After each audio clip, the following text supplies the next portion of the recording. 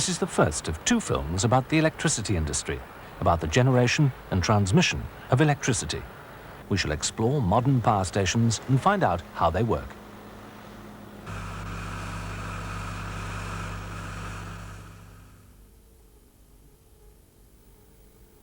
But first of all, some laboratory experiments showing the basic principles. Electricity can be generated by taking advantage of electromagnetic induction. Move a magnet in and out of a coil of conducting material, and a current will flow in the coil. There's the magnet, and there's the coil.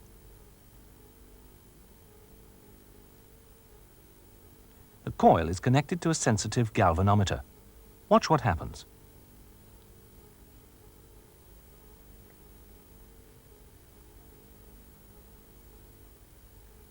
A current flows in the coil only when the magnet's moving.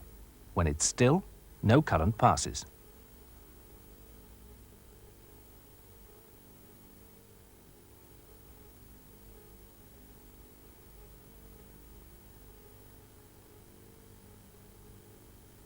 Here's another magnet, a permanent magnet, like the one we've just used, but a different shape. We're going to make up a simple electrical generator using this magnet and this single turn of copper wire. It's fixed on an insulating handle and connected to the galvanometer. If we just move it around between the poles of the magnet, again a current passes through the copper wire just as long as it's moving. If we rotate it like this, we get an alternating current, which changes its direction, first flowing one way, then the other, as the coil's rotated. But of course the wires get all tangled up. This is what's happening. When the loop's moving through this position, the current flows down the right-hand side in this direction.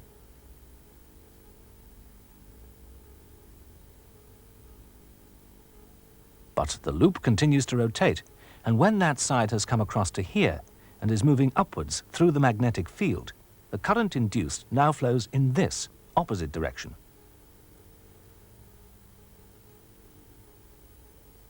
So, as the loop rotates, current passes first in one direction, then the other, and alternating current is produced.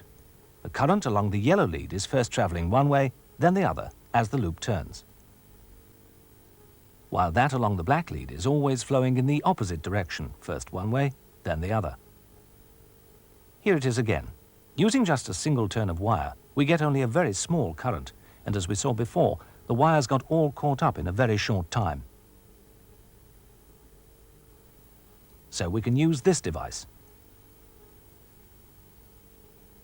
The same single loop of copper wire, but one end's connected to this copper ring on an insulating spindle,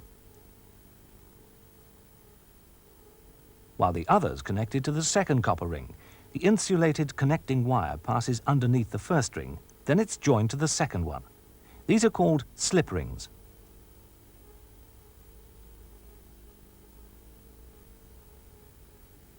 We mount this device so that it can be turned by a crank.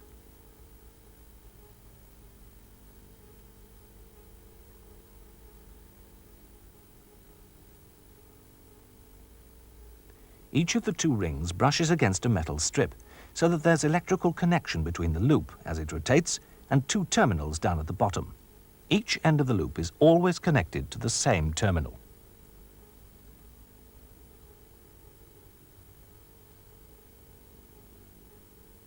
We've now made an improved alternating current AC generator, although the EMF it produces is still very, very small.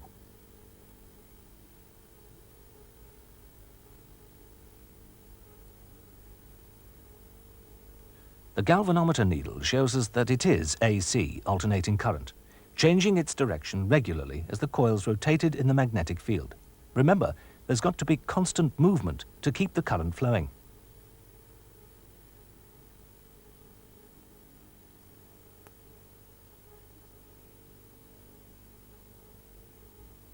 Instead of using this sensitive galvanometer, we can show that we are generating alternating current by using a cathode ray oscilloscope, set so that it draws for us the current produced. a sort of wave, moving up and down as the current changes direction.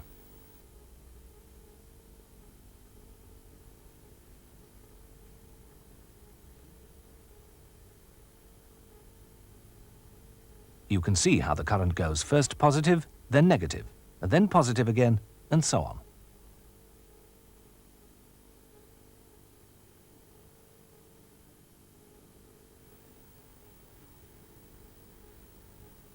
Here's a different arrangement. Instead of the slip rings, the two ends of the same copper wire loop are now connected to one of two split rings, which are separated by an insulating strip. This is called a commutator.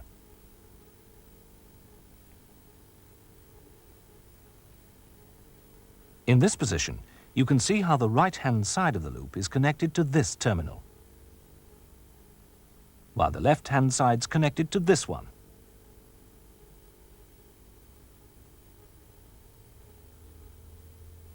When it rotates, the right-hand terminal is always connected to the side of the loop which is moving upwards, while the left-hand terminal is always connected to the side moving downwards.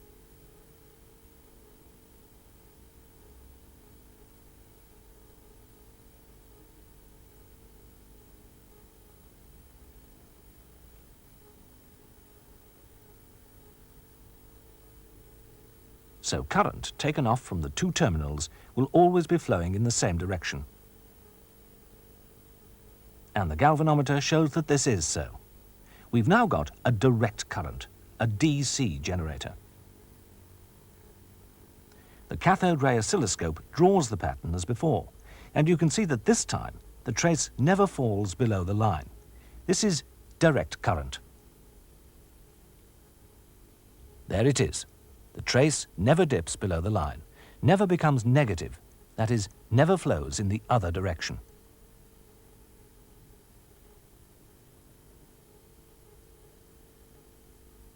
This is a more useful generator, although it's quite a small one. The magnet's now an electromagnet, and the coil's much more complicated, but the principle's just the same. We're turning mechanical energy, turning the crank, into electrical energy. Watch what happens when we start using electricity to light the lamp.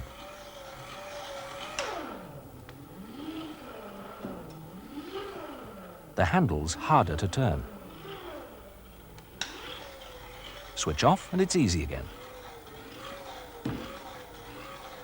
When the lamp's on, we have to supply more mechanical energy because more electrical energy is required to produce light and heat energy in the lamp. To produce electrical energy, you have to provide mechanical energy. It's all a matter of turning one kind of energy into another. You never get anything for nothing. We're now going to look at electricity generation on a much bigger scale, but the same applies. We've got to provide other kinds of energy to convert into electrical energy.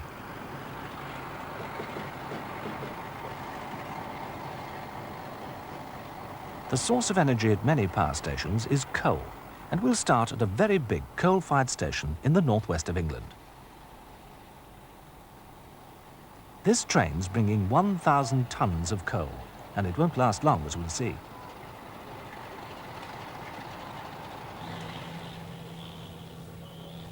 It's unloaded, then taken by mechanical conveyors to the coal stacks.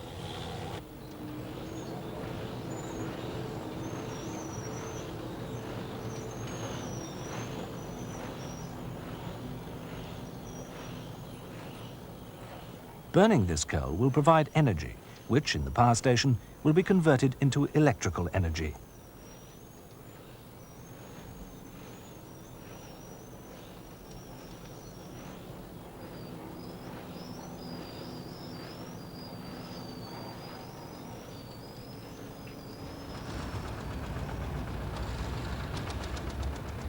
From the coal stacks, the coal is carried up to the boiler house.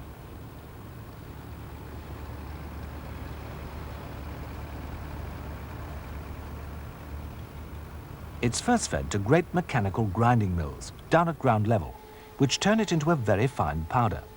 This is just one of the grinding mills which work 24 hours a day, pulverizing the coal. The powdered coal is next burned. Chemical energy is released as heat energy in the boiler furnaces. Here's a simplified diagram. The furnace is like a giant hollow box with pipes running up inside it. The heat from the burning coal boils water in the pipes, the boiler tubes, turning it into steam, which passes out through the pipes at the top.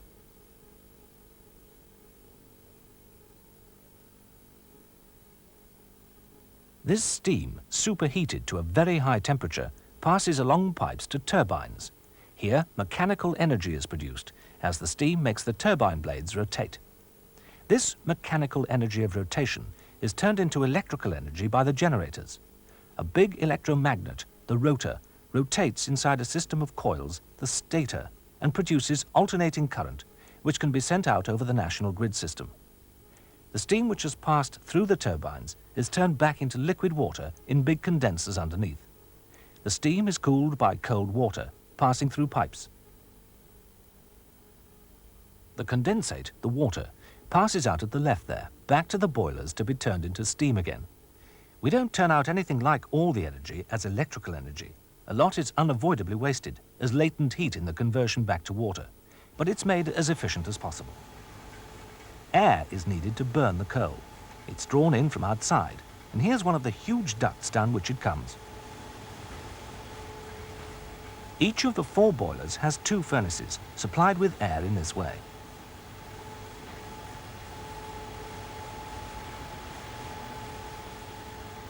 There's one of the big electric fans which draw in the air.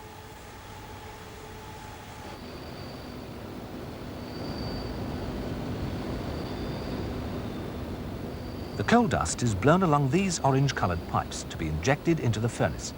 Every 10 minutes or so, a ton of coal is burnt at each burner.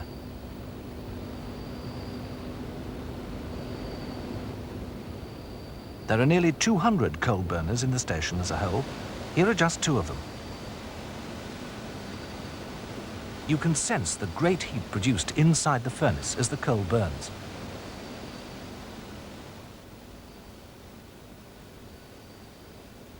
Well below, at ground level, ash is falling from the burning coal above. You can see some of the boiler tubes, in which water is turned into high-temperature steam.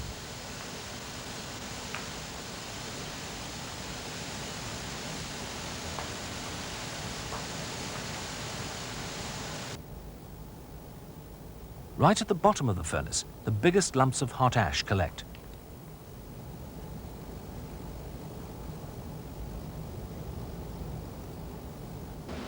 The coal is burned up at a tremendous rate. In just 2 minutes, the 32 tons of coal in a railway wagon are used up. This giant shovel picks up 15 tons of coal, less than a minute's worth.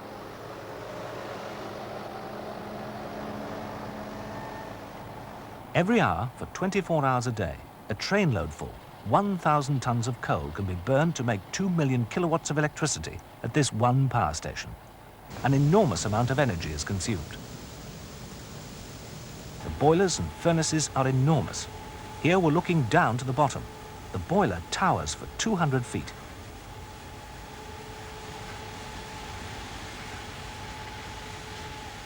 And the superheated steam emerges in pipes from the top.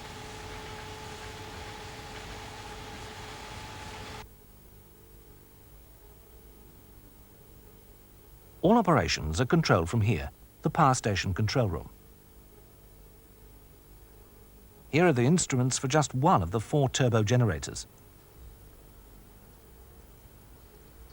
Steam is coming from the boiler at about 560 degrees C.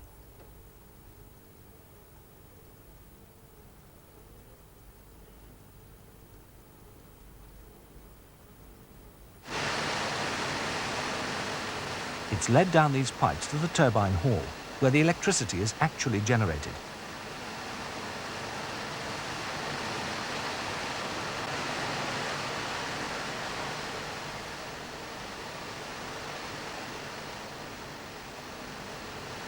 This is one of the 4 sets of generating equipment.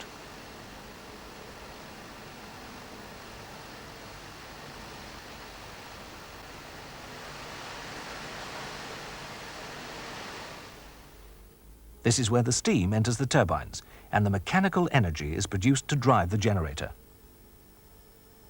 The steam's at over 400 degrees C as it enters the first high-pressure turbine. there's a chain of turbines to each generator. The noise is almost deafening as the turbines race round, driving the big generator. The generator housings are painted orange, and you can see them quite clearly. There are 3 other turbo generators in this great hall.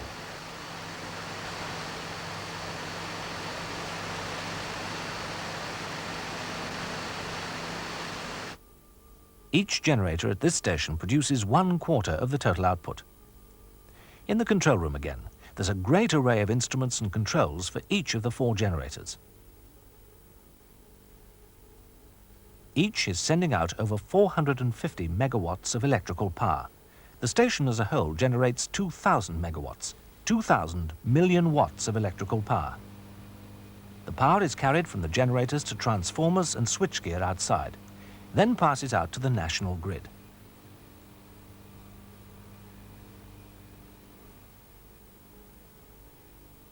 A large number of power stations, getting their energy from coal or oil or running water or from nuclear reactors, feed electricity into the grid, which provides electrical power throughout the land. In the next film, we look at the way in which electricity is transmitted.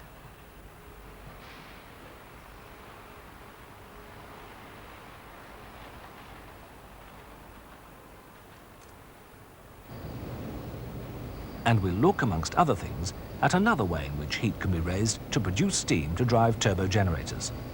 This station turned the chemical energy of coal into electrical energy. We shall visit a generating plant where the energy doesn't come from burning a fossil fuel like coal or oil, or from running water.